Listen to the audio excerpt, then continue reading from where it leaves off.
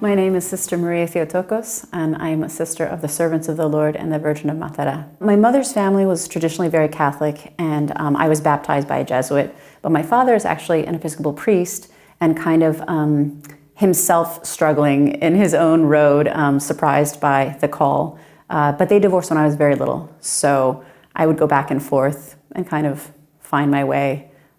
But Mom never sent me to catechism classes because she thought I would only make crosses out of popsicle sticks and yarn and never know who Jesus really was.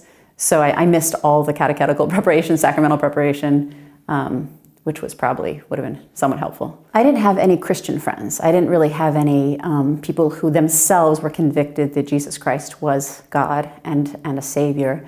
But my friends fell into two camps, either those who were also in favor of this transcendental power through poetry, through art, kind of the hippie line of like there's more out there. And then I was dating a very well catechized atheist who himself was engaged in both sides of this.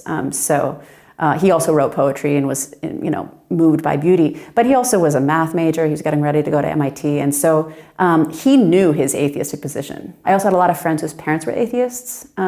And I grew up in the summers in a scientific community in Massachusetts. So all these marine biologists and, they were great people, and we'd be sitting around the table on a summer night and they're real atheists. And a part of me said, I don't want to be like that when I'm an adult. There's something darker and I don't know exactly what it is. And I'd read a lot of Sartre, I love Camus, Simone de Beauvoir. I was a well-formed feminist, existentialist, potential atheist. But there was something holding me back that had to do with beauty and the more. I had a moment of actual grace where I said, if I go straight to college, I'm going to become an atheist in college, almost for sure. Whatever is pending now is going to come to full fruit. So I decided to take a year off. So I applied to college, I got in, and then I deferred my matriculation. I took a year off. And I did that specifically to not become an atheist. But I didn't know even at that moment what that meant. I thought, I'll take a spiritual spa. I'll go to hang out with like the experts. So I didn't know that there were any women religious in America just because of my own circumstances and where I lived, and I didn't know about any. So I thought there must be nuns in France. So I'll go to France. And we had lived in Europe when I was little and I spoke French, and I was like, that'll work, So I imagined I would go to kind of this dungeon in Paris with these elderly, like bent over nuns, like come into our laird, and that somehow there I would encounter this medieval, supernatural, strange world, and that by soaking that in, I'd be cured. In the end, I did go to France, but the nuns I encountered there were not of that variety. They were a very beautiful, very vibrant community of young sisters. They'd been founded in the 70s.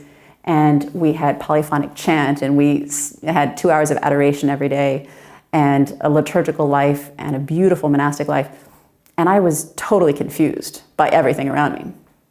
So I had made that gift to God of a year. And I discovered that Jesus was in the Eucharist, kind of by divine radioactive contact. If you go to adoration, something eventually happens where you just think, are you there? And then He's working on us, and eventually we discover you're really here, and that the Lord is standing before one in the same way that a friend, another person is right there. It's a shocking moment. It's a startling encounter, and for me, it was beyond what I philosophically thought was really possible. The encounter with Jesus in the Eucharist also explained and healed my own body-soul unity.